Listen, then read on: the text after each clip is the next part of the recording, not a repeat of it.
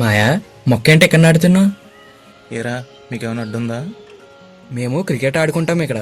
మాకు ఈ మొక్క అడ్డొచ్చేస్తుంది. మీకేమీ అడ్డురాదు, వెళ్ళి ఆడుకోండి.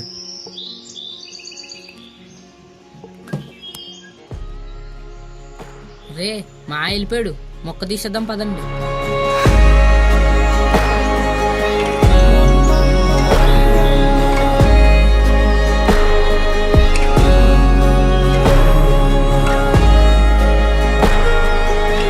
ఆగండి ఆగండి. నన్ను పుట్టించడం నా సృష్టికర్త ఇష్టమైతే నన్ను తీసి పారేయడం మీ ఇష్టమా? కంగారు పడకండి. నేను మీకు ఎంత ఉపయోగపడుతున్నాను అని మీకు తెలిసినప్పటికీ నన్ను మీరు తీసి పాడేస్తారా? ఉపయోగం లేదు, ఏమీ లేదు. మా ఆటకి అడ్డు నువ్వు తీసి పాడినరా. సరే, మీకు సహనం ఉంటే, ఓర్పు వహించగలిగితే 1-2 సంవత్సరాలు ఆగి చూడండి. 2 సంవత్సరాలు అయితే మాకేమన్నా ఉపయోగపడతావేటి నువ్వు? సరే చూద్దాం.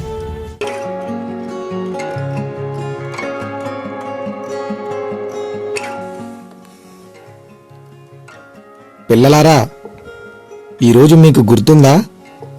2 సంవత్సరాల ముందు ఇదే రోజు నన్ను తీసి పాడేయాలి అనుకున్నారు. కానీ నా చెట్టు నీడ క్రిందే ఈరోజు మీరు కూర్చొని చక్కగా ఆడుకుంటున్నారు. నన్ను పుట్టించిన నా సృష్టికర్త ఎలాంటి ఉపయోగాలు మీకు అందించమంటున్నాడో ఆ పనులను నేనైతే చేస్తున్నాను. నేను వేర్లుగా చెట్టుగా కలిసి ఐకమత్యంగా పెరిగాను. మీరు కూడా మీకు ఇవ్వబడిన లక్ష్యంలో విజయాన్ని సాధించాలి. మానవ జాతి అంతా వేర్లు చెట్టులాగా ఐకమత్యంగా ఉండాలి.